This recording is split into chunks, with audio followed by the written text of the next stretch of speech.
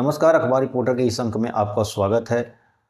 अगर बिहार को एक देश मान लिया जाए तो शायद ये दुनिया का सबसे गरीब देश होता है। बिहार में ऐसी परिस्थितियां क्यों आई हैं?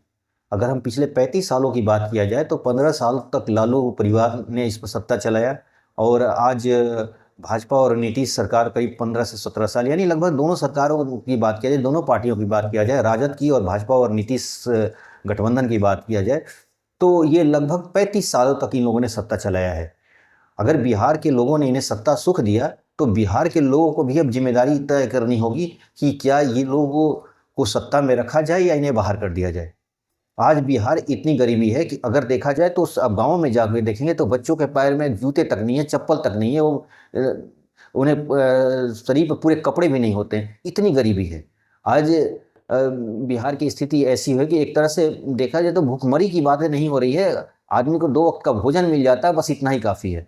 लेकिन आज पलायन, बेरोजगारी एक चरम पर पहुंच चुका है। ना यहाँ पर लोगों के लिए कोई अच्छा रोजगार का व्यवस्था है और ना ही कोई जीने के लिए अच्छी सुविधाएं मिल रही हैं।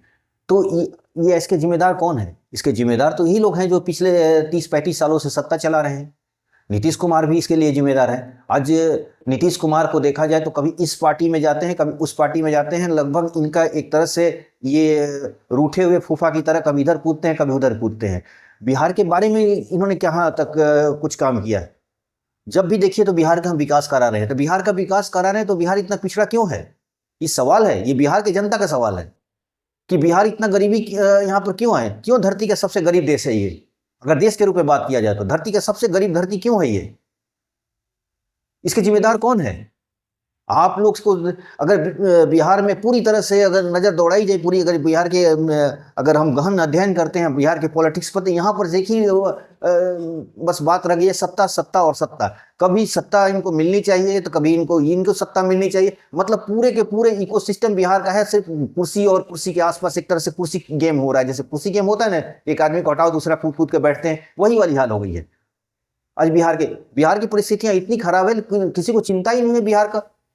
बिहार में एक पार्टी है जो राजद है, वो सिर्फ आरक्षण आरक्षण आरक्षण के नाम पर लोगों को तोड़ने की काम करती है, बिहारियों को तोड़ने की काम कर रही है। ये पूछा जाए कि बिहार में 2% नौकरियां हैं सरकारी, और इसमें नौकरी आरक्षण आरक्षण करके कितने लोगों को नौकरी दे देंगे आप इन्वेस्टमेंट की बात क्यों नहीं कर रहे हैं? नीतीश कुमार का पिछली बार अभी अभी 1 महीना या 2-4-5 दिन की बात है, अभी इन्वेस्टमेंट सबमिट हुआ था, नीतीश कुमार बीमारी का बहाना लेकर गायब हो गए।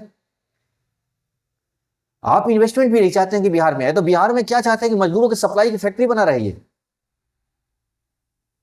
आज बिहार में भारत का ऐसा कोई एरिया नहीं है जहां बिहार के लोग मजदूरी नहीं कर रहे हैं। बिहार के तो तेजी से पलायन हो रहा है, लेकिन इसमें कोई चिंता नहीं है। सिर्फ जब पूछा जाए तो हम विकास करा रहे हैं, डेवलपमेंट, तो आपका डेवलपमेंट क्या बीरबल की खिचड़ी है? कब होगा लोगों की समस्याओं का समाधान?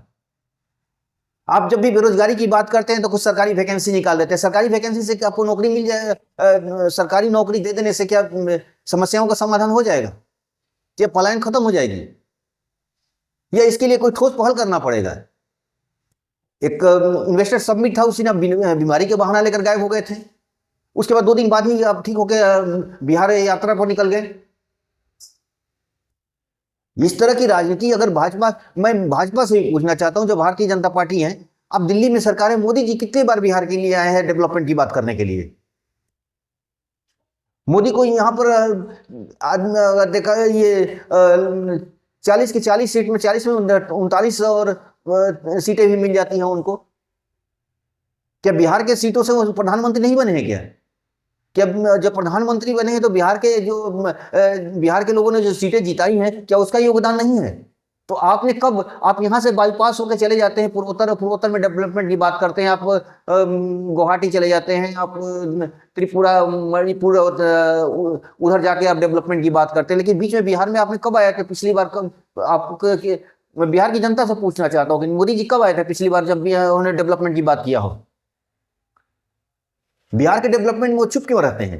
एक शब्द भी नहीं है। अगर 10 साल 12 साल का जो कार्यकाल है, अगर पूरा अगर रिव्यू किया जाए, 12 साल नहीं, लगभग 10 साल कुछ महीने हुए हैं, तो उस पर उन्होंने एक बार भी बिहार के डेवलपमेंट के बारे में नहीं बात किया है।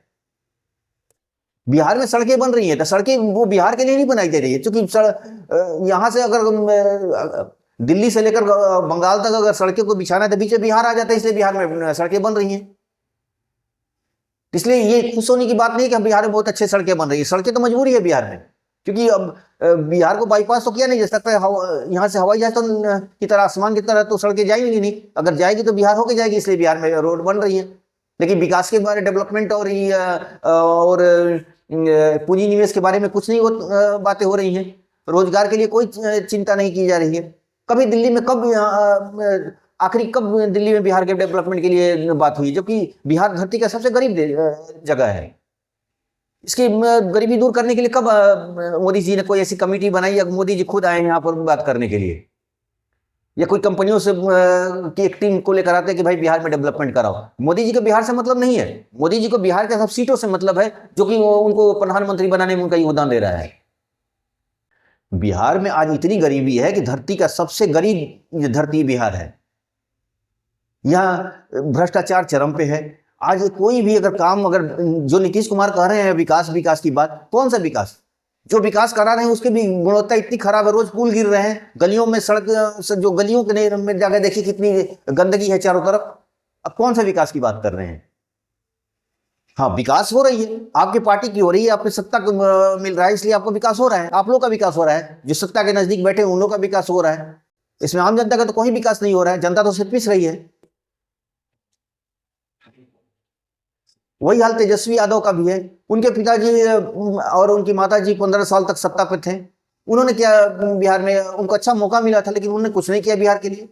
आज बिहार में लोग परेशान हैं, लोगों की समस्याओं, जब बिहार के में कभी बात किया जाता तो ये लोग आरक्षण का सुगुफा छोड़ देते हैं। ठीक है, आरक्षण अपना लागू किया, लेकिन कितने लोगों को नौकरी देंगे इस आरक्षण से? 2% लोगों को। अगर 2 पर 10-12 लाख नौकरियां दे देने से भी क्या बिहार की समस्या खत्म हो जाएगी? आरक्षण सिर्फ एक टूल्स बन गया है लड़ाने के लिए, समाज को तोड़ने और बिहारियों को आपस में फूट डालने के लिए। अगर आरक्षण से ही समस्या समाधान हो जाता, जैसे बार बार तेजस्वी यादव कहते हैं कि आरक्षण आरक्षण और आरक्षण की बातों को लेकर इसे राजनीतिक मुद्दा बनाया जा रहा है, तो कितने लोग आप आरक्षण के बल पर नौकरी दे सकते हैं? आरक्षण के बल पर बहुत कर सकते हैं, 2% लोगों की नौकरी मिलेगी, और किन्हें क्या मिलेगी? यानी 10-12 लाख की नौकरी मिलेगी। यानी कुल सरकारी नौकरी है भी कितनी? अगर सारे पदों को भर दिया जाए तो सिर्फ मात्र 35 लाख नौकरियां यहाँ पर, और बिहार की आबादी 12 से 14 करोड़ के आसपास है। तो ऐसे लोग, ऐसे सिर्फ आरक्षण के बल पे क्या 14 करोड़ लोगों को रोजगार मिल जाएगा? इसके लिए प्राइवेट सेक्टर को आना ही होगा, पूंजी निवेश। लेकिन जब पूंजी निवेश की बात करती है तो नीतीश कुमार को बुखार हो जाता है। कभी हर बार की यही बात हुई है, पिछले बार भी नीतीश कुमार गायब हो गए थे। नीतीश कुमार को इन्वेस्टमेंट से इतना डर क्यों लगता है? कंपनियों से इतना डर क्यों लगता है? जब भी विकास की बातें होती है तो खुद कहते हैं कि मैं भाई विकास करा रहा हूं, लेकिन विकास क्या, पूंजी निवेश और कंपनियों को बुलाए बिना विकास हो जाएगा क्या? लोग रोजगार के लिए कंपनियों का इन्वेस्टमेंट तो जरूरी है, लेकिन जब भी इस तरह के कोई सबमिट होता है, नीतीश कुमार बीमार पड़ जाते हैं। पता नहीं उनको कंपनियों से कितनी चिढ़ है। नीतीश भाजपा सरकार, अगर गठबंधन की बात किया जाए तो सिर्फ सत्ता और सत्ता कुर्सी, कभी ये चीफ मिनिस्टर बनाने की बात आती है, कभी उनको हटाकर उनको चीफ मिनिस्टर बनाओ, कभी उनको हटाकर उनको चीफ मिनिस्टर की सुबुगाहट होना शुरू हो जाती है। इसमें नीतीश कुमार नाराज हो जाते हैं। यानी रूठो मनाओ वाली कहानी चल रही है बिहार में। आज बीपीएससी के जो लड़के हैं सड़कों पर है, लेकिन उनको सुनने वाला कोई नहीं है। बिहार में लोकतंत्र की जगह सिर्फ लाठी तंत्र हो गया है। आज प्रशांत किशोर तो कम से कम लोगों के बीच में दिख रहे हैं, बच्चों के साथ खड़े हैं इस ठंड में, लेकिन और कोई भी लीडर साथ नहीं है। सिर्फ मीडिया ब्रीफिंग और ट्वीट करने से काम हो जाता है उनका, बस सड़कों पर तो दिखाई नहीं देते हैं वो। सोचिएगा जरूर। आज के हमको बस इतना ही। हमारे चैनल को लाइक कीजिए, सब्सक्राइब कीजिए और शेयर वगैरह कीजिए। Thank you very much.